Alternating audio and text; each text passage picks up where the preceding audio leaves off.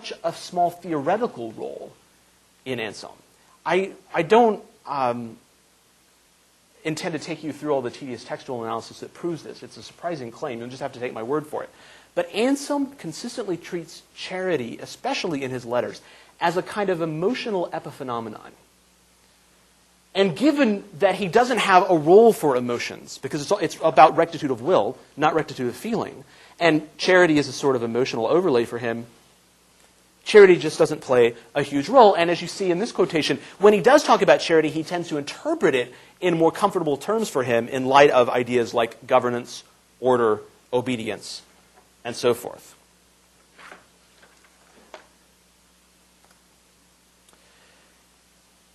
So I've already talked about some ways in which Anselm's theory fails to give adequate practical guidance, or seems to have some shortcomings as a theory in action. I want to close by looking at one other thing. Anselm clearly has good reasons, good biblical reasons, for stressing obedience to authority, and I've put one up here. St. Paul very clearly teaches that authorities are instituted by God and that we incur the risk of damnation by setting ourselves against them. But obedience, of course, is not the only sort of thing that we find by way of moral guidance in Scripture. And so, to the Christian mind in particular, I think this moral theory is going to look rather one-dimensional. Because the equally biblical injunctions to love your neighbor as yourself and do unto others as you would have them to do unto you are completely absent from Anselm's theoretical reflections and only barely discernible in his practical advice. Governing one's conduct by these prescriptions, love of neighbor, for example, requires a subtlety and flexibility of thought that is not apparent elsewhere in Anselm's theory, and they do not permit the unquestioning obedience to authority that Anselm is most comfortable enforcing upon or recommending to his many correspondents. Now, we could speculate about why these other biblical injunctions are largely absent from Anselm's thought, but we won't do that. I'll just say that whatever the explanation, you can't, I think, escape the conclusion that Anselm leaves his moral theory in a somewhat underdeveloped state. He has a clear and consistent theoretical framework for thinking about moral issues, but the central place of God's sovereign creative will within that framework led Anselm to focus on vertical relationships of subordination and submission rather than on horizontal relationships where love of neighbor would have to play a central role. In fact, Anselm is almost entirely silent about matters of personal conduct in which obedience is not an issue. He just doesn't have the resources to deal with them. Anselm himself was by all accounts a loving and generous friend, but as a philosopher or theologian, he sees very little theoretical significance to friendship, or indeed in any relationship in which there is no clear pattern of authoritative command and willing submission. Yet even for those who share Anselm's strong view of God's sovereign will, submission and obedience are only a part of the moral life, and Anselm has little to say about what remains. Thanks.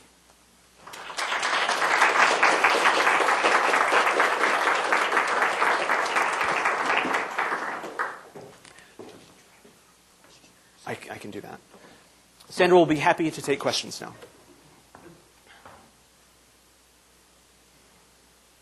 Lynn. At one point you said that Anselm did realize that he himself was a bad administrator or not a good administrator? Yes. Yeah.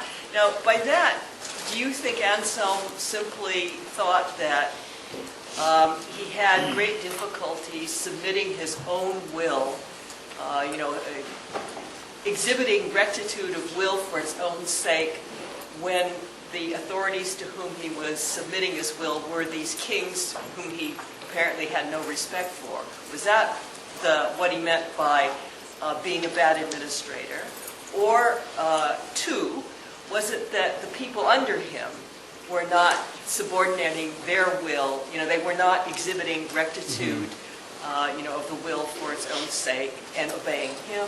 Or three, was it that, both of those kinds of authority were not being obeyed, right? He was failing and his subordinates were failing. Plus, out of the corner of his eye, could he tell that some bad things were happening? That is to say, consequences where you could think about the goodness or badness of the consequences apart from the authority structure. Mm-hmm. Did that impact on him at all? To a certain extent, yes. I mean, it's not clear that he formulated the difficulties in his own mind in quite this way, but he must have recognized that when he tried to enforce obedience upon people, when he tried to make clear what it was they ought to do, and they showed any resistance to doing that, he had no good way, no clever way, no subtle way, no any kind of way to get them to do it. And so he was sort of baffled, again, because part of the theory is rectitude of will. In one sense, it's hard in the sense that it goes against the grain in lots of ways, but it's easy in the sense that we always have the power to do it. And so these people know what they're supposed to do, and I've told you, I've sent you the letters, and you don't do it. And he just sort of has to throw up his hands at a lot of points and say, I don't know how to get you people to behave. Part of the out of the corner of the eye thing, though, is also to see the ways in which his own bishops were rebelling, which was not insubordination. And he very rarely, it's not like the Thomas of York case, which just is insubordination. In general, it was more giving him advice that, look, this is not going to work, and you've got to go slow. And he just doesn't know what to make of that, but he can see somehow that his policies, such as they are not being carried out. But I suppose that the main way in which he sees himself as an incompetent administrator is that if people are disobedient or insubordinate, he doesn't see his way clear to doing anything about it.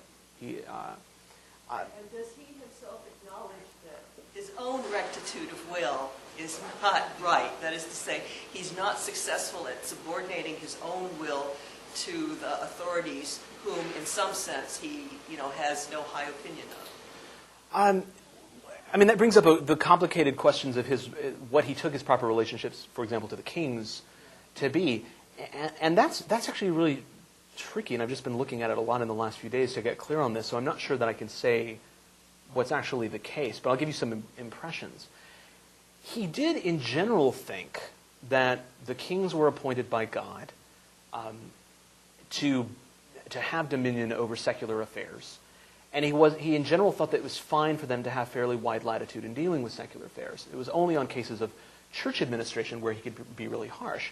On the other hand, he tended to see matters of church administration, even perhaps where they weren't really there.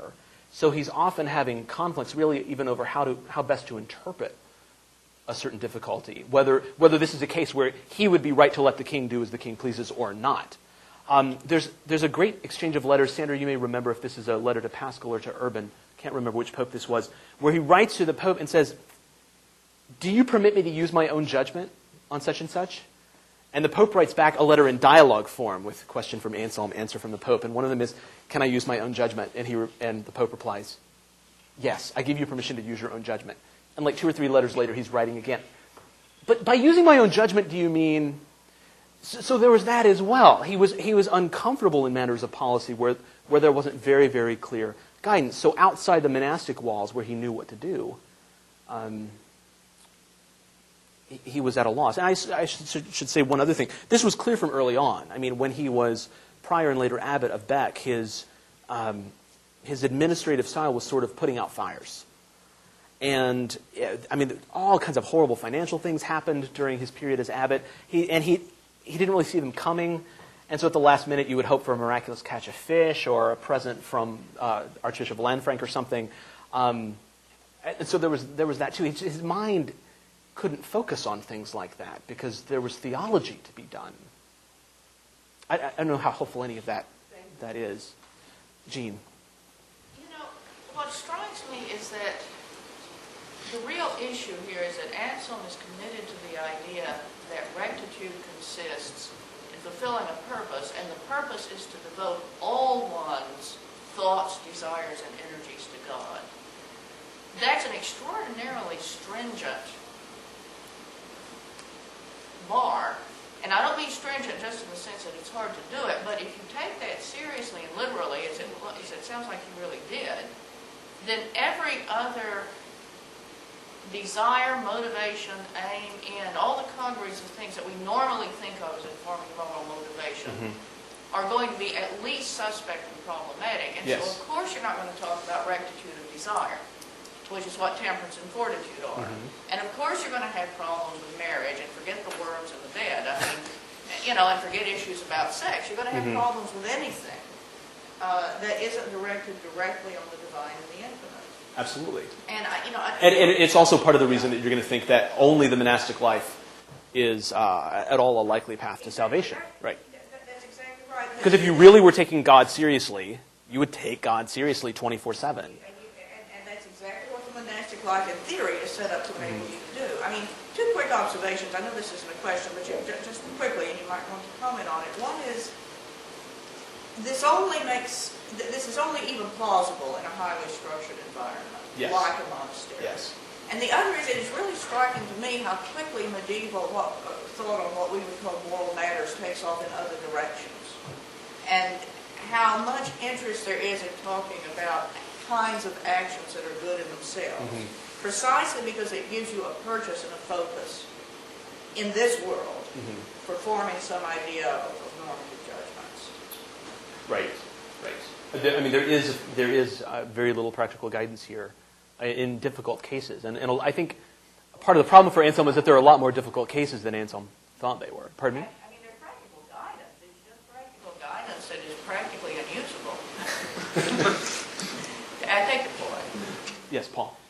What strikes me about this is that it isn't a morality for the monastery, but it's a morality for the cenobitic life, a life of individual prayers who might be subject to a spiritual director or a superior of some kind, but not monks who have to live in community and figure out how to get on with one another. I mean, you would think that even monastic life would have some paradigms of order that aren't imposed by a superior but arise spontaneously, like the order of prayer and singing in the choir. And those paradigms of order seem to have no interest for him, nor does the communal life of monks. Now, I will say that I haven't talked in this paper about what he does say about friendship, and there are letters, and really quite moving letters, about monastic friendship, and the kind of feelings that monks ought to have for each other that are so over the top in their expression that it's hard to take them seriously. But it's very clear that he did, in fact, mean them seriously. But part of the weirdness of it is that